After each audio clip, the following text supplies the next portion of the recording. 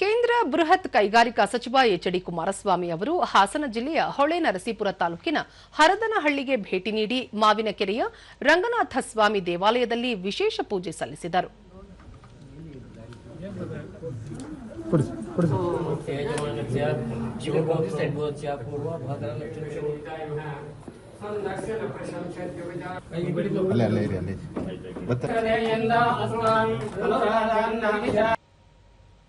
ಬಳಿಕ ಅವರು ತಮಿಳುನಾಡಿನಲ್ಲಿ ಕಳೆದ 50 ವರ್ಷಗಳಿಂದ ದ್ರಾವಿಡ ಪಕ್ಷಗಳೇ ಆಡಳಿತ ನಡೆಸುತ್ತಿವೆ.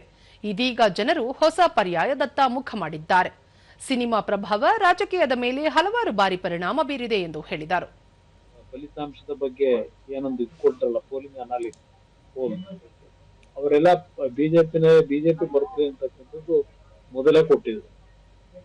ಅದರಿಂದ ಪುದುಚೇರಿದು ಎಲ್ರಿಗೂ ಗೊತ್ತಂತ ವಿಷಯ. ತಮಿಳುನಾಡದು ಸ್ವಲ್ಪ ಡಿಎಂಕೆ ಬರುತ್ತೆ ಅಂತಕ್ಕಂಥದ್ದು ಮಾಧ್ಯಮಗಳಲ್ಲಿ ಸುದ್ದಿ ಬರ್ತಾ ಇತ್ತು. ಯಾರು ಸಹ ವಿಜಯ್ ಅವರ ಒಂದು ಈಗಿನ ಸಾಧನೆ ಏನಿದೆ ನಿರೀಕ್ಷೆ ಮಾಡಿರ್ಲಿಲ್ಲ. ಅದೊಂದು ಸ್ವಲ್ಪ ಎಲ್ರಿಗೂ ಆಶ್ಚರ್ಯ.